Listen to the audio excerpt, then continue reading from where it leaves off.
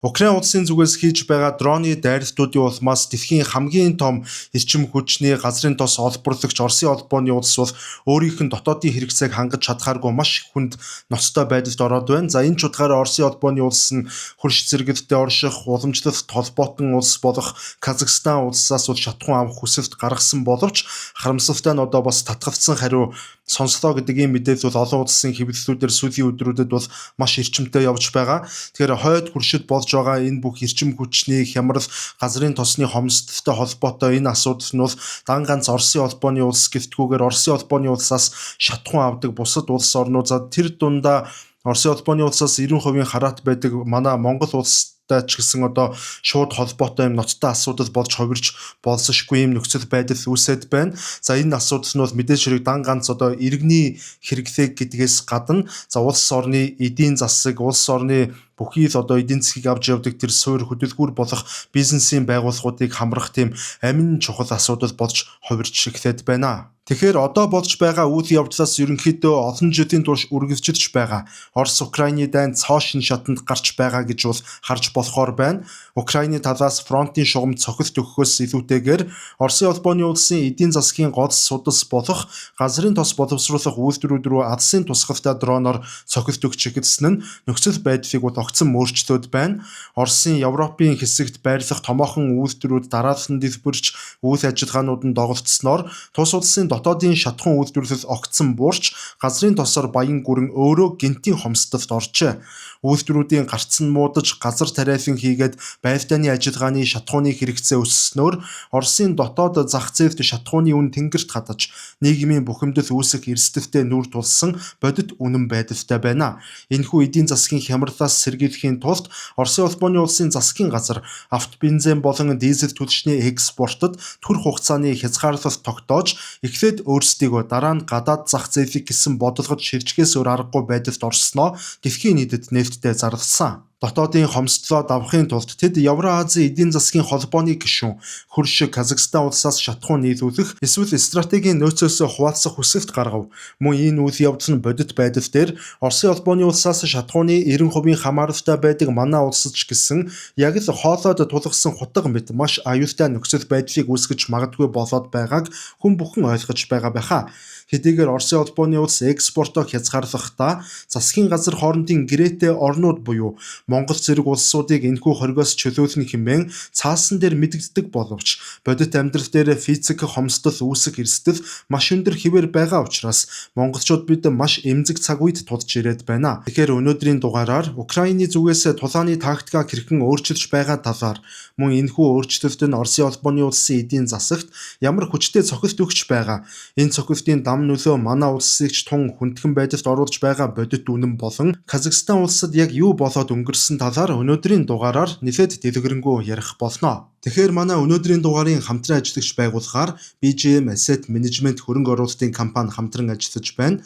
BGM нь бондын болон үл хөдлөлийн зах зээл дэх гол тоглогчдын нэг бөгөөд өөрийн болон харилцагчдынхаа нийт 60 орчим тэрбум төгрөгийг үр ашигтай удирдах байгаа мэрэгжлийн хамт олон юм а. Тэгэхээр хамгийн бодит эхний үнэн гэвэл Орос Украины дайн өнгөрсөн сараас эхлээд ерөнхийдөө фронтын шугам дээрх тийм уламжлалт буудалт цааны байдлаас бол халиад за цоо шин илүү хор хөнөөлттэй одоо шатанд бол шилжиж эхлээд байгаа нь бол тун тодорхой харагдаж байна. За Украины цэрэг тагнуулын хүчнийхэн бол одоо Оросын хуурай замын давуу талыг сүрэн зогсохын тулд Оросын холбооны улсын эдийн засгийн хамгийн эмзэг бөгөөд хамгийн чухал цэгүүд болох газрын тос боловсруулах үйлдвэрүүдийг одоо онилох стратегийг сонгож эхэлсэн нь нэгэнт тодорхой болж байгаа юм.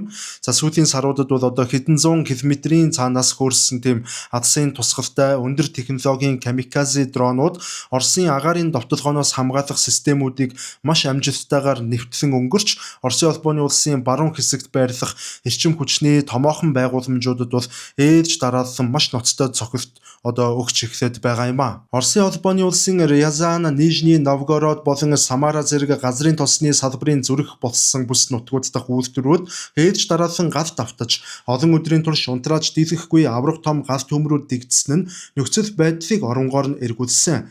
Энэ бол зүгээр нэг барилга байгууламжид сүйдсэн хэрэг биш. Харин газрын тосыг нэрж шатхуун гаргаж авдаг орчин үеийн үйлдвэрүүдийн гол тоног төхөөрөмжүүд нь маш нарийн технологи шаарддаг бөгөөд барууны орнуудын хориг арга хэмжээнээс болоод Оросууд эвдэрсэн эд ангиуд гаднаас дахин худалдан авч хамгийн гол нь богино хугацаанд сэргээн засварлах боломжгүй мухардалд ороод байна.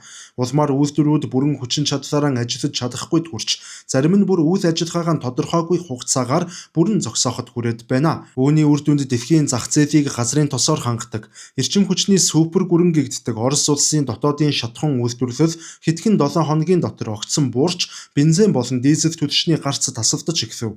Дэлхийн хамгийн их баялагтай улс өөрийн хэрэгцээгээ хангаж чадахгүй хэмжээний гэнтийн хомсдолд өртөж агуулгын нөөц нь нүдэн дээр багасныг бид бүхэн харж байна.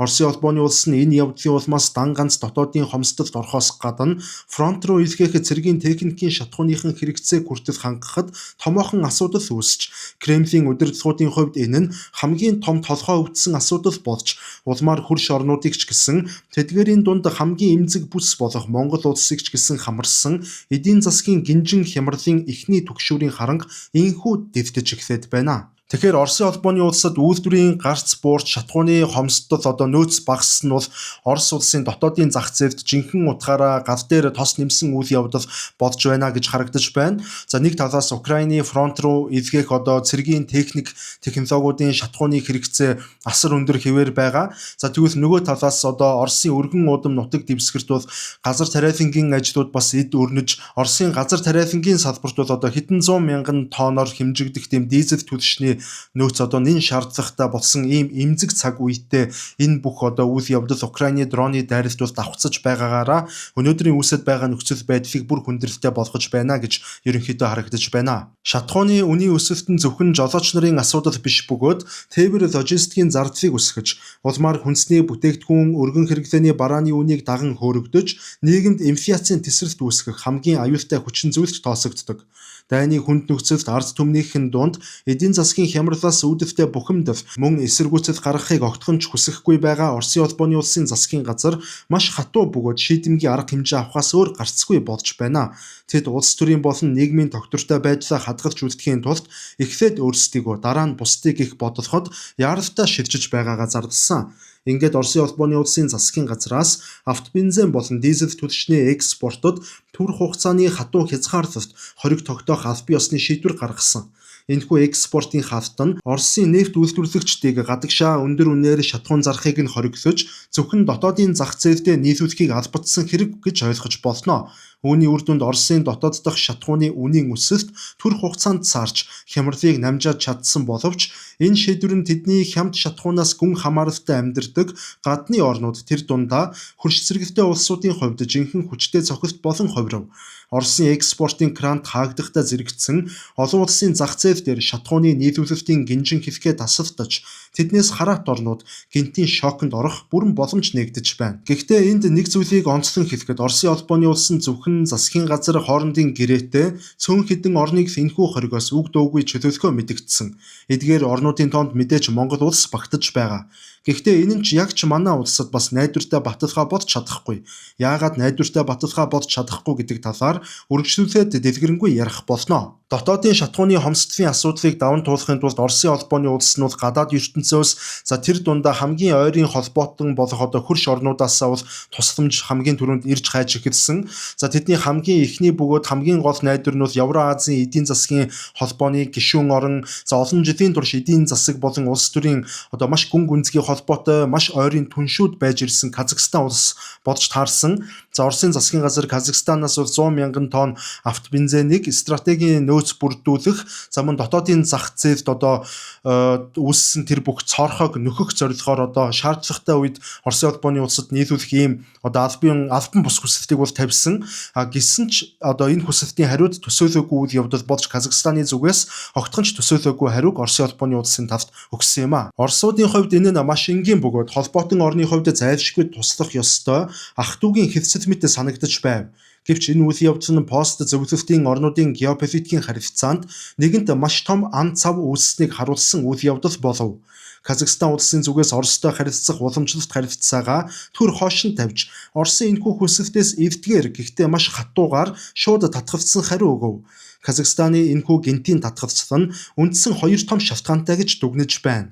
Нэгдүгээр шалтгаан нь гэвэл газрын тосны асар их нөөцтэй хэдий ч Казахстан улс өөрөө газрын тос боловсруулах үйлдвэрүүдийн хүчин чадал, технологийн шинжилгээний асуудлаас болоод дотоодын зах зээлдээ шатхууны хомсдолтой байнга тэмцэлдэж байдаг эмзэг цэгтэй.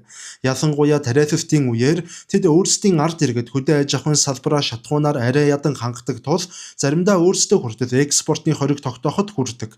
Ийм хүнд нөхцөлд Орос руу шатхуун илүүчилбэл дотооддоо үнийн өсөлт үүсэж, өмнө нь гарч байсан шиг нийгмийн томоохон үмэн самун дахин нэгдэх эрсдэлтэй гэдгийг Казахстаны удирдлагууд маш сайн тооцоолсон байгаа. Харин хоёрдугаар гол шалтгаан гэвэл геополитикийн маш нарийн болгоомжлолтой холбоотой шалтгаан гэж харагдаж байна.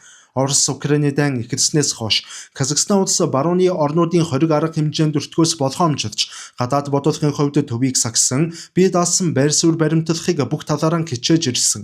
Америкийн нэгдсэн улс болон Европын холбоо нь Оросын эдийн засгийг боомлох зорилгоор хоёр дахь хоригуудыг эрчимтэй хэрэгжүүлж байгаа энэ цаг үед хэрв Казахстан улс Оросын айран болон дотоодын хэрэгцээг хангах зорилгоор шатхуун нийлүүлсэн тогтоогдвол шууд л дайныг дэмжигч орнуудын тоонд орж олон улсын зах зээл дэх өөрсдийн газрын тосны экспортод асар том хохирол учруулах улаан шугамыг бий болгох үр дагавартай байсан. Иймээс Астанагийн эрх баригчдын хувьд Москвагийн ашиг сонирхлоос илүүтэйгээр өөрсдийн үндэсний болон эдийн засгийн аюулгүй байдлаа чухалчилсан гэдэг нь нэн тодорхой харагдаж байна. Энэхүү үйл явдал нь олон улсын харилцаанд мөнхийн найз, мөнхийн ах дүүс гэж байдаггүй, зөвхөн мөнхийн ашиг сонирхол оршин тогтнодог гэдгийг хамгийн тодорхой батлан харуулсан үйл явдал болов. Казахстаны хатуу бөгөөд прагматик татгалзал нь Оросуудын хувьд гаднаас авах нөөц гарцгүй болох эрсдлийг улам бүр гүнзгийрүүлж, дотоодын шатхууны дутагдлаа зөвхөн өөрсдийн багассан хүчин чадлаар аргацах хатуу сорилттой нүүр тулахад хүргэж байна.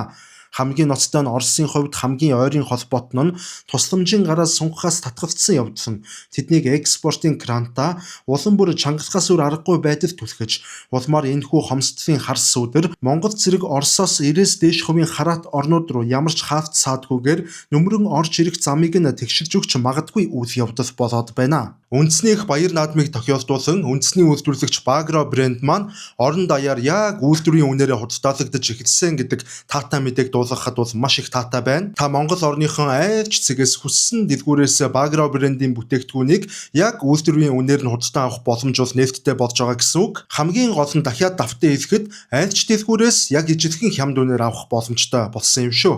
Үндэснийх баяр наадмыг өгтөн Багро брэнд орон даяар үйлдвэрийн үнээр худалдаалагдаж эхэллээ. Үн өсөлтийн эсрэг Багро. Манай улсын хувьд бол яавч үгүй Оросын холбооны улсаас шатхууны хувьд 90 орчим хувийн бол хараат улс. За иймээс Оросын холбооны улсад өрнөж байгаа шатхууны хямралын улмаас бол дан ганц Монгол улсад шатхуун түгээх станц руу дугаарлсан олон километр очир дараалал жолооч нарын уур бухимдлаас бухимдлаар энэ бүхэн бол хязгаарлагдахгүй. За шатхуун гэдэг бол Монгол улсын эдийн засгийн тэр судсаар гүйж байгаа цус нь гэж бид бүхэн ойлгох нь маш зөв. За харин хэрвээ энэ цус тасалдах юм бол тасалдах төдий бүхэл бүтэн улсын эдийн засаг тэр чигтээ доголдож иргэн бүрийн халаас руу шууд халдсан масар хүчтэй гинжин урвалыг үүсгэх болно. Тиймээс хойд хөршид үүссэн хомсдол нь бол Монголын эдийн засгийг бүхэлдэн нөмөрхүүц асар хүчтэй цунами мэт тийм сүрлийн үр дагавартай ашиггүй ийм үйлдэл болж хувирах нь бол тодорхой харагдаж байна. Хамгийн эхний бөгөөд хамгийн хүнд цохилт нь тээвэр логистик өргөн хэрэглээний барааны үнийн өсөлт буюу инфляцийн тесрэлт хэлбэрээр илэрх боломжтой. Монгол улс шиг өргөн уудам газар нутагтай хот хоорондын тээвэр нь бараг 100% авто замаас хамааралтай улсад дизель түлш болон автобензины хомсдол үүсгэхэд ачаа тээврийн үн шууд дагаад тэнгэрт хаддаг. Тээврийн зардал өснө гэдэг нь нийслэлчүүдийн өдөр тутамдаа худалдан авдаг талах сүү махнаас эхлээд алслагдсан аймагуудад хүрдэг бүхий л бараа бүтээгдэхүүний үн дагаад автоматар өснө гэсэн үг. Шатхууны үн багах нь нэмэгдэх эсвэл квотоор хязгаарлагдан олдсон муудах төдийд лангуун дээрх барааны үн хэд дахин нугарч үсдэг ийм бодит гашуун туршлагыг бид бүхэн өмнөх хямралуудаар бол маш тодорхой харсан. За энэ нь иргэдийн худалдаа авах чадварыг унгааж өрхийн төсөвт бол маш хүнд дарамтыг бол учруулдаг. За үүнээс гадна Монгол улсын эдийн засгийн гол хөдөлгүүр гадаад валютыг олж ирдэг амин судас болох уул уурхайн салбар энэхүү хомсдын өмнө хамгийн эмзэг байдалд орно. Нэг ялангуяа Өмнө Говь аймаг дахь нүүрсний уурхайнууд, зэсийн баяжмал тээвэрлэдэг хэдэн мянган хүнд даацын ачааны машинууд, уурхайн гүндэх аврах том техникүүд гээд эдгээр бүгд бол дизель түлшээр хоололдог. Хэрв Оросоос орж ирэх дизель түлшний квот багасж хязгаарлалт тогтоогдох юм бол уул уурхайн салбарын экспорт шууд саатаж улсын төсөв тасрах эрсдэл үүснэ. За долларын урсгал ингэж зогссноор Монгол төгрөгийн харш унаж гадаад өрийн дарамтад тэр хэмжээгээр нэмэгдэж эдийн засаг тэр чигтээ хямралын ангал руу түлхэгдэх маш том эрсдэл бид бүхнийг хүлээж байна. За нөгөөтэйгүүр шатхууны тасалдт нь бол газар тариалан хөдөө аж ахуйн салбарт цаг хугацааны хувьд нөхөж баршгүй хохирол учруулдаг. За хаврын тариалалт эсвэл намрын ургац хураалтын оргил ачааллын үеэр ганцхан 7 хоног түлш тасалдах төдийд тариаланчид ургацаа хурааж чадахгүй хурж хүнсний аюулгүй байдалд ноцтой аюул нүүрэлдэг. Дотоодын улаан буудаа төмс хүнсний ногооны гарц мууснаар дахиад импортын өндөр үнэтэй бүтээгдэхүүнээс хараат болж улсын хүнсний бие даасан байдал бол шууд сөргөөр нөлөөлдөг. Ер нь дүгнэлт хэлэхэд Оросын нутаг дэвсгэрт дэлбэрсэн дроны дайралтын цөөрөн зөвхөн дипломат мэдээ бол биш бөгөөд Монголын шатхуун түгээх станцуудыг дамжин иргэн бүрийн хэтвч улсын төсөв стратегийн салбаруудыг бүгд нь ганхуулах хүчтэй ийм цохилт болж буuna гэсэн үг. Энэ бол зөвхөн түлшний дутагдал биш, харин ганц орноос 90% хамааралтай амьдарч ирсэн бид бүхний эдийн засгийн тусгаар тогтнол аюулгүй байдал маань яг үнэндээ бодит байдал дээр ямархан хэврэг утаснаас дүүжлэгдэж байгааг гэрчилж буй хамгийн бодит бөгөөд ийм аюултай үзэгдэлийн бодит илэрхийлэл болж харагдаж байна. Тэгэхээр Оросын холбооны улсад үүсэт буй энэ бүх газрын тосны хямрал геополитикийн гинтийн шок нь бол Монгол улсын хувьд бол зөвхөн айж сандрах тийм асуудал бол огтоосоо биш, харин монголчууд бидний хувьд үндэсний аюулгүй байдал, эрчим хүчний тусгаар тогтнолоо иргэн нэг өнгийг харж яаралтай нойрноос сэрэх ёстой ийм маш чанга сэрүүлэг болж хувирч байна гэж бид энэ өнцгөөс нь харах ёстой. Альва хямрал бүхэн мэдээж хэрэг өөртөө бас ийм шин гарц гаргалгаа, шин боломжийг агуулж байдаг бас бичигдээгүй хууль байдаг. За ганц орноос тэр дундаа ганцхан компаниас хэрэглээнийхэн 90% хамааралтайгаар олон 10 жилийн турш ерөнхийдөө ингэж явж ирсэн манай улсын хувьд бол яг энэ цаг үед л өөрсдийнхэн энэ хараат байдал маш хэврэг эмзэгхэн энэ эдийн засгийн тогтолцооноос бол бүрэн салж стратегийн томоохон сэргэлт хийх ийм түүхэн шаардлагатай нүүр тулж байна гэдгийг манай дээдсүүд маань яг ухаарах ёстой болоод байна. Бид нэр эдийн засгийн буюу импортын орлогоо, экспортын орлогоо давхар солонгоруулдаг шиг давхар шатхуун болон эрчим хүчний их үүсрүүдээ солонгоруулах нэн чухал шаардлага бол үүсэт байна гэж хэлмээр байна. Хамгийн эхний бөгөөд богино хугацаанд хэрэгжүүлэх боломжтой гарц бол нийлүүлэгчдийн солонгорлолт буюу импортын хамаарлыг сарниулах алхам юм. Одоогийн байдлаар Оросын холбооны улсаас бүрэн хамааралтай байгаа байдлыг өөрчилж өмнөд хөрш бүгд найрамдах хятад ард улсаас авах шатхуун болон дизель түлшний импортын хэмжээг нэмэгдүүлж нийт хэрэглээнийхэн дор хаяж 30-аас 40% хүргэх стратегийн хэвцлүүдийг яаралтай хийх шаардлагатай. Хэдийгээр хятадаас шатхуун импортлоход үнэ тарифын хувьд Оросоос орж ирж байгаагаас бага зэрэг өндөр тусах, мөн төмөр замын царгийн асуудлаас шалтгаалan логистикийн хүндрэл гарах магадлал байдаг ч энэ нь улс орны эдийн засгийг бүрэн тэг зогсолтод оруулах эрсдэлтэй харьцуулахад хамаагүй бага төлөөс гэдгийг ойлгох хэрэгтэй. Мөн цаашлаад ойрох дорнд эсвэл 3 дахь орнуудаас шатхуун татах транзит тээврийн хувилбаруудыг ч давхар судлаж бүх өндгөө нэг сагсанд хийхгүй байх эдийн засгийн алтан дүрмийг эрчим хүчний салбартаа хэрэгжүүлэх цаг нь нэгэнт боджээ. Харин хоёр дахь чухал гарц бол стратегийн нөөцийн савыг бол үндэсний хэмжээнд эрс нэмэгдүүлэх явдал. Өнөөдөр Монгол улсын шатхууны нөөц дунджаар ердөө 30-аас 40 хоногийн хэрэгцээг арай ядаж хангах хүс төвшөнд байгаа бөгөөд энэ нь альва геополитикийн гинтийн хямралыг даван туулахад дэндүү хангалтгүй хугацаа юм. Тиймээс төр болон хувийн хэвшил хамтран улсын хэмжээнд томоохон газрын тосны агуулгууд нөөцийн савлууруудыг бол шинээр барьж байгуулан доод талд нь 3-аас 6 сарын стратегийн нөөцтэй болох ийм хууль эрх зүйн болон дэд бүтцийн орчныг яаралтай бүрдүүлэх ёстой. Ийм хэмжээний нөөцтэй байж гэмээр хойд хөршид өвөлдөр дэлбэрэх эсвэл төмөр зам гацах За бүр эсвэл одоо квота багасах үед дотоодын зах зээлээ үнийн хөрөгдөлгүйгээр ямар ч очир дараалалгүйгээр тогтвортой барьж тэр хугацаанд дараагийн нийлүүлэлтэд татах хангалттай хугацааг бол хожих боломж бүрдэх юм аа. Гэхдээ энэ бүхнээс илүү хамгийн чухал бөгөөд хамгийн одоо Монгол улсыг жинхэнэ утгаар нь эрчим хүчний тусгаар тогтнолд хүргэх туйлын цор ганц гарц бол дотооддоо үйлдвэрлэгч болох явдал юм. Дорноговь аймгийн Алтан ширээ суманд энэтхэг улсын хөнгөлөлттэй зээлээр баригдаж байгаа газрын тос боловсруулах үйлдвэр бол одоо зүгээр нэг тийм эдийн засгийн төсөл бол нэгэнт биш болсон. Харин Монгол улсын үндэсний аюулгүй байдлын хамгийн чухал тулгуур баг нь болон хувирч байна. За энэхүү үйлдвэрийг төлөвлөсөн хугацаанд нь ямар ч улс төрийн саадгүйгээр яаралтай ашиглалтанд оруулж түүхий тос дамжуулах хоолойг нь бүрэн татаж дуусгах хэрэгтэй байна. Дотоодын үйлдвэр ашиглалтанд орж өөрсдийн олборлсон газрын тосоо боловсруулан нийт дотоодын хэрэгцээнийхин ядаж 50%-ийг дангаараа хангадаг болсон цагт Монгол улс хэн нэгний экспортын хоригоос байнга чичирч суудаг тийм хараат байдлаасаа бүр мөсөн салах боломж бүрдэнэ. Ингээд ер нь бол дүгнээд хэлэх юм бол одоо хямд бөгөөд найдвартай шатхууны 90 үе дэлхийд даяар нэгэнт төгсгөл болж байна гэж харагдаж байна. Одоогийн үүссэн нөхцөл байдал нь бол биднээс маш хурдтай маневрлах чадвар, холыг харсан ухаалаг бодлогыг бол одоо шаардаж байна. Хэрв бид энэ удаагийн хямралыг зөвхөн өнөөдрөөрөө арга цагаад өнгөрөх биш, харин нийлүүлэлтээ солонгоруулж, нөөцөө базааж, дотоодын үйлдвэрлэлээ эрчимжүүлж чадах юм бол өнөөдрийн үүсэт байгаа энэ сорилт нь Монгол улсын эдийн засгийн тусгаар тогтнолын түүхэнд гарсан хамгийн чухал бөгөөд хамгийн зөв эргэлтийн цэг болж маш сайнаар хувирч үлдэх бүрэн боломжтой харагдаж байна. За ингээд өнөөдрийн дугаар маань энэ түрээд өндөрлөж байна. Та бүхэнд хэрэгтэй мэдээлэл олгосон гэдэгт найдаж байна. Дараагийн дугаараар дахин уулзтлаа түр баяртай.